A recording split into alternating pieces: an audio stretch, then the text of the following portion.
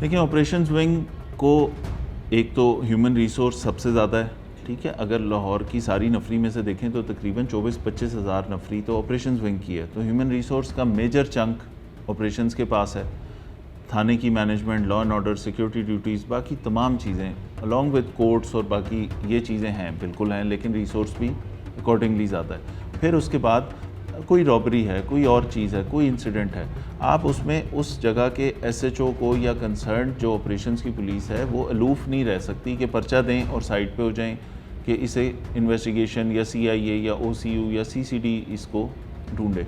अगर हम नहीं करेंगे, अगर मेरा एसएचओ के ऊपर ये प्रेशर नहीं होगा कि ये मेरे इलाके में आज एक इंसिडेंट हुआ, आज एक गन पॉइंट पे कोई शहरी लुट गया, तो अगर उसने ख़ुद इसके ऊपर तवज्जो ना दी, अगर ख़ुद इसके पीछे ना गया, इसकी सीसीटीवी फुटेज ना निकाली, अगर इसको ट्रेस ना किया, तो कल यही डाकू दोबारा उसके एरिया में एक और वारदात करेगा, परसों एक और करेगा, या दिन में 2-3 कर देगा, ठीक है। तो एसएचओ का अगर प्रिवेंशन वाला रोल है तो वो प्रिवेंशन वाले रोल को स्ट्रेंथन करती है ये चीज़ कि हम ट्रेसिंग भी साथ साथ करें, क्योंकि रिसोर्स भी हमारे पास ज़्यादा है ना, तो हम ट्रेसिंग भी करते हैं। यही वजह है कि इसमें ऑपरेशंस की पुलिस आप देखेंगे कि तमाम केसेस जो रॉबरी के हैं, तमाम बड़े गैंग, तमाम कोई नया गैंग जैसे ही एक्टिव होता है, जेलों से बाहर निकलते हैं, किसी जगह पे एकदम आपको पता लगता है कि 2-3 आगे पीछे इंसिडेंट्स हो गए, 2-3 दिनों में 2-4 इंसिडेंट्स हो गए, तो वो आपको पता लग जाता है कि जेल से कोई फ्रेश गैंग निकला है। फौरी तौर पे ऑपरेशंस की पुलिस भी उसको करती है।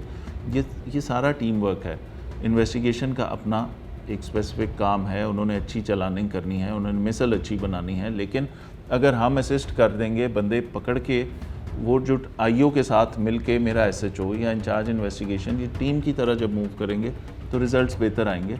हम अलूफ़ हो जाएंगे अगर कि कोई बात नहीं, ये इंसिडेंट हो गया, मैंने एफआईआर दे दी, मेरा काम ख़त्म, और वो इन्वेस्टिगेशन ऑफिसर जो है उसके पास केसेस का बहुत बड़ा वर्कलोड है, उसने वो लिखनी है चीज़ें, उसने सबूत इकट्ठे करने हैं, उसने चालान जमा कराने हैं, उसकी बहुत सारी और चीज़ें।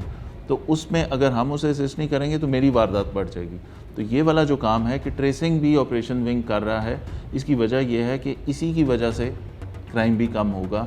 अगर ऑपरेशन विंग एक्टिवली इसमें इंगेज हो जाए, अपने मुजरिम खुद पकड़ना शुरू हो जाए, अपने क्रिमिनल गैंग्स ट्रेस करे, अपने अगवाकार या कोई भी ऐसा इंसिडेंट होता है उसके पीछे जाए, कहीं ऑनर किलिंग है, तो उसमें ये जो टीम वर्क है ना, इसका फ़ायदा होता है।